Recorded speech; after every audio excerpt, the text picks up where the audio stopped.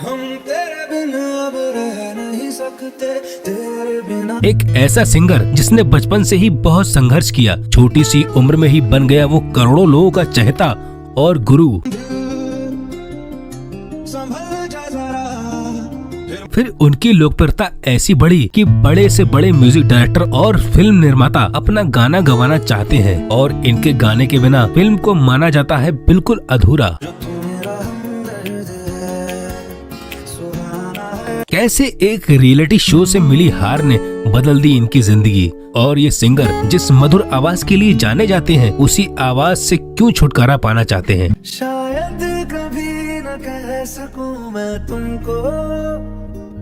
क्यों इस गायक की पर्सनल और प्रोफेशनल जिंदगी दोनों मुश्किलों में रही। क्यों इस सिंगर ने 2 शादियां की जिनको लंबे समय तक छुपाया गया।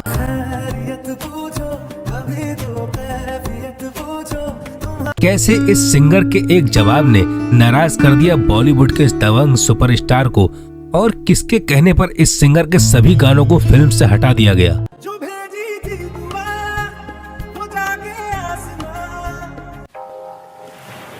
दोस्तों के स्टूडियोज की इस वीडियो में आपका स्वागत है।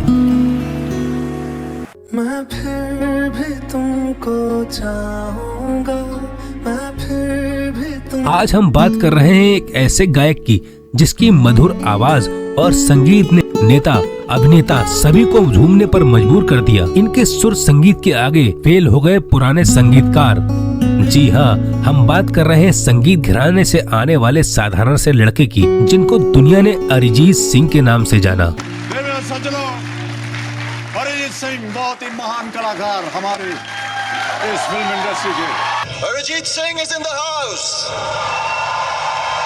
अरिजीत सिंह का जन्म 25 अप्रैल 1987 को पश्चिम बंगाल के जियागंज मुर्शिदाबाद में हुआ था। अरिजीत सिंह के पिता का नाम कक्कड़ सिंह सिख है। वो एक जीवन बीमा निगम में काम करते थे। उनकी माँ का नाम अदिति सिंह है। माँ घरेलू महिला है, लेकिन वो संगीत की अच्छी समझ रखती है और वो गायिका होने के साथ साथ बहुत अच्छा तबला भी बजाती हैं। उनके परिवार के लोग संगीत से जुड़े हुए हैं और शायद यही वजह रही कि अरिजीत सिंह को बचपन से ही संगीत का शौक रहा। सजदा तेरा कर ना सकूं तो बंदगी। अरिजीत सिंह ने अपनी स्कूल की पढ़ाई राजा विजय सिंह हाई स्कूल से पूरी की और आगे की पढ़ाई उन्होंने सिंह कॉलेज से पूरी की।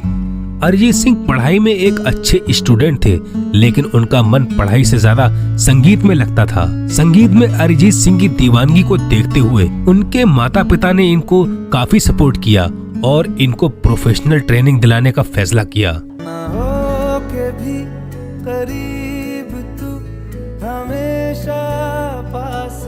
अरिजीत सिंह ने अपनी संगीत की ट्रेनिंग हजारीलाल ब्रदर्स से ली थी। उस्ताद राजेंद्र प्रसाद हजारी ने उनको इंडियन क्लासिकल म्यूजिक सिखाया।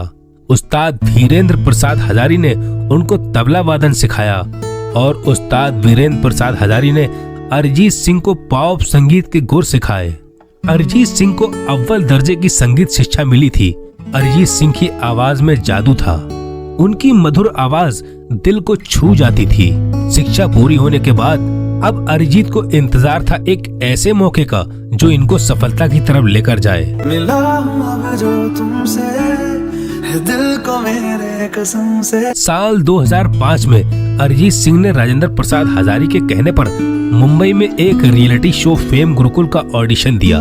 इस शो में अरिजीत सिंह की आवाज जजों के दिलों को छू रही थी। ऐसा लग रहा था कि अरिजीत सिंह ये शो जीत जाएंगे, लेकिन अंत में वोटिंग की कमी के चलते अरिजीत सिंह फाइनल में ये शो हार गए। तू ही है आशिकी, तू ही आवारगी, तू ही है जिंदगी। इस शो में अरिजीत सिंह 6ठे नंबर पर रहे। शो में मिली हार से काफी उदास हो गए। वो ये सोचते थे कि इतनी मेहनत के बाद भी लोग उनको पसंद नहीं कर रहे, लेकिन अरिजीत के मनोबल को बढ़ावा दिया संगीतकार शंकर महादेवन ने। उन्होंने अरिजीत को काफी समझाया और उनको अपने साथ काम करने का वादा किया और बहुत जल्द ही उन्होंने हाई स्कूल म्यूजिकल 2 एल्बम में अरिजीत सिंह से गाना गवाकर अपना वादा पूरा किया, लेकिन ये एल्बम कुछ खास न चल सकी। छोड़ दिया वो रास्ता जिस रास्ते। रियलिटी शो फेम गुरुकुल की परफॉर्मेंस को फिल्म निर्माता संजय लीला भंसाली ने भी देखा।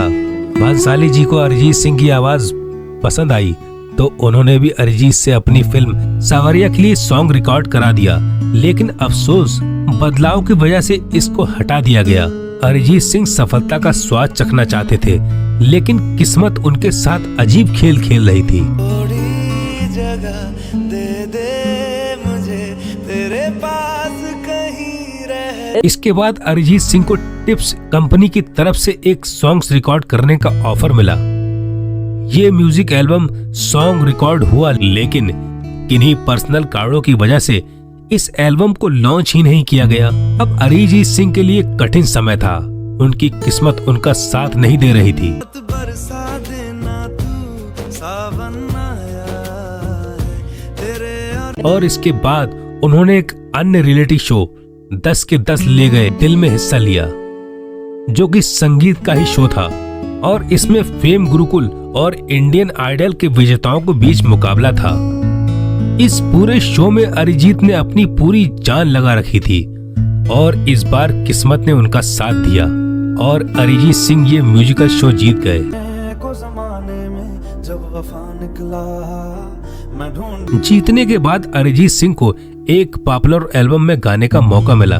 इतनी सफलता के बाद भी अरिजीत सिंह को काम नहीं मिल रहा था। बॉलीवुड में कई सिंगर्स पहले से ही लाइन में थे, तो ऐसे में अरिजीत का नंबर आना बहुत मुश्किल था।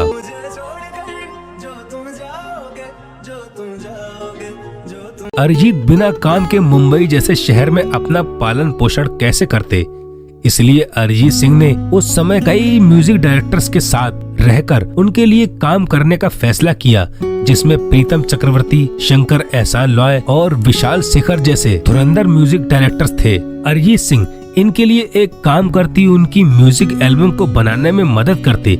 इस काम से अरिजीत को रहने खाने पीने लायक इनकम हो जाती थी। साल 2010 में प्रीतम को सोलो फिल्म में अपना संगीत देना था।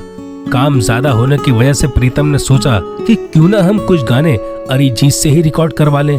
प्रीतम का जाने अनजाने में लिया गया ये फैसला अरिजीत सिंह की जिंदगी बदलने वाला था।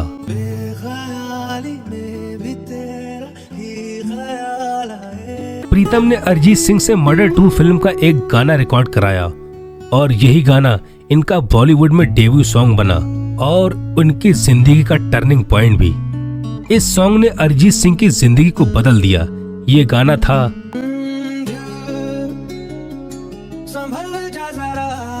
अरिजीत सिंह की किस्मत ने एक बार फिर उनका साथ दिया और इसके बाद अरिजीत सिंह एजेंट विनोद में सॉन्ग्स राब्ता गाना गाते हुए नजर आए और जिसको काफी लोकप्रियता मिली। और फिर उसके बाद जो फिल्म आई जिसने अरिजीत सिंह को जमीन से उठाकर आसमान की ऊंचाइयों पर बैठा दिया, ये फिल्म थी 2013 में आई आशिकी 2। इस फिल्म में अपने आप में कई तरह के रिकॉर्ड बनाए और अरिजीत के द्वारा गाए गए गाने संगीत की दुनिया में कई रिकॉर्ड्स बना डाले, कई पुराने रिकॉर्ड्स तोड़ डाले।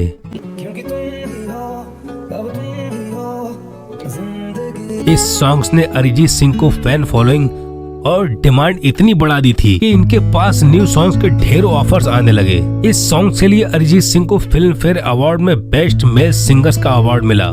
इसके बाद अरिजीत की कामयाबी और अवार्ड जीतने का सिलसिला शुरू हो चुका था। अरिजीत सिंह ने एक से बढ़कर एक सॉन्ग्स भारतीय सिनेमा को दिए। कामयाबी ने इनको इतना बिजी कर दिया कि वो एक दिन में 16 गाने रिकॉर्ड करने लगे।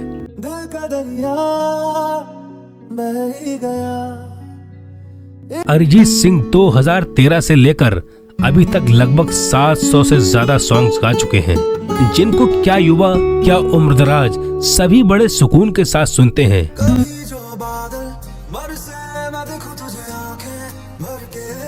तो ये तो था अरिजीत सिंह का सिंगिंग करियर। अब बात करते हैं उनके निजी जीवन और कुछ विवादों की, जिनकी वजह से भी ये काफी सुर्खियों में रहे और समस्याओं से घिरे रहे।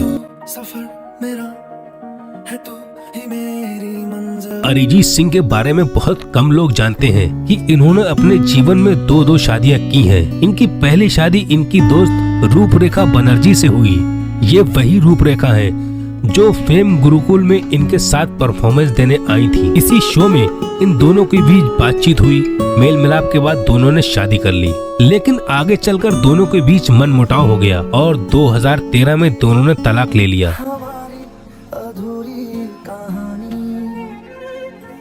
अरिजीत सिंह ने दूसरी शादी साल 2014 में अपनी बचपन की दोस्त कोयल राय से पश्चिम बंगाल के तारापीठ मंदिर में शादी कर ली। कोयल राय की भी ये दूसरी शादी थी।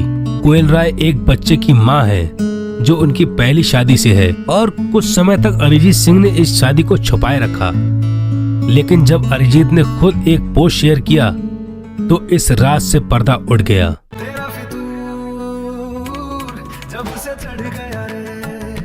अब बात करते हैं अरिजीत सिंह और सलमान खान के बीच हुए विवाद की। साल 2014 में एक अवार्ड समारोह को सलमान खान और रितेश देशमुख होस्ट कर रहे थे।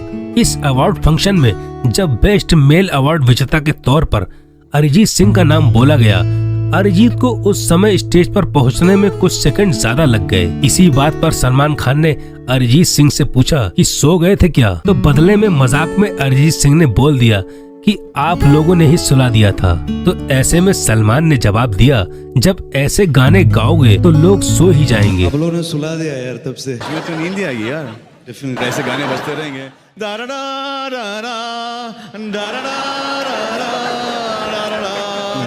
इस पूरे प्रकरण में अरिजीत सिंह ने कुछ भी ऐसा नहीं बोला था, लेकिन सलमान खान इस बात को दिल से लगा बैठे।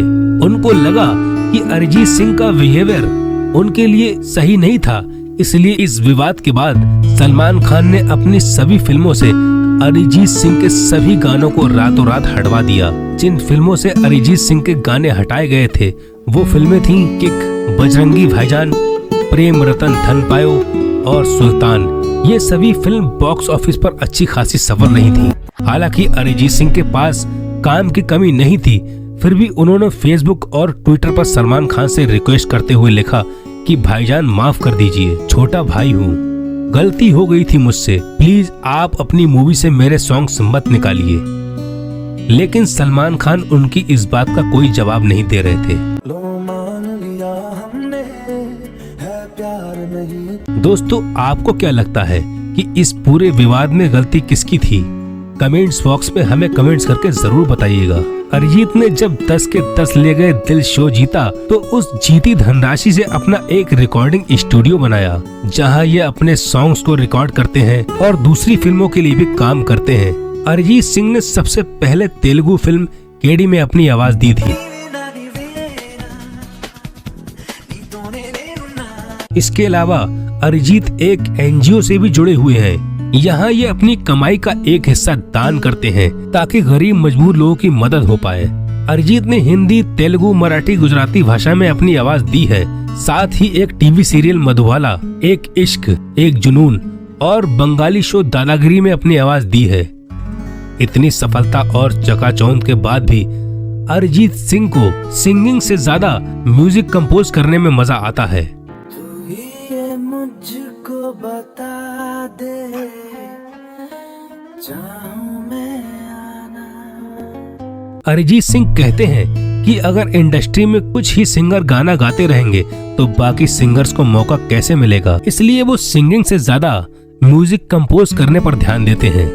अरिजीत सिंह अपना एक संगीत महाविद्यालय खोलना चाहते हैं। अरिजीत सिंह बहुत साधारण रहन सहन करते हैं। अरिजीत एक सुपरस्टार है और सुपर सिंगर है, इसके बावजूद वो शो ऑफ नहीं करते। वो आज भी बहुत सिंपल कुर्ते पजामे और चप्पलों में पब्लिक प्लेस और ट्रांसपोर्ट पर सफर करते हुए आसानी से दिख जाते हैं। Arijit Singh late night parties और मीडिया से दूर ही रहते हैं। वो सोशल मीडिया पर भी मौजूद है, लेकिन वहाँ कम ही एक्टिव है।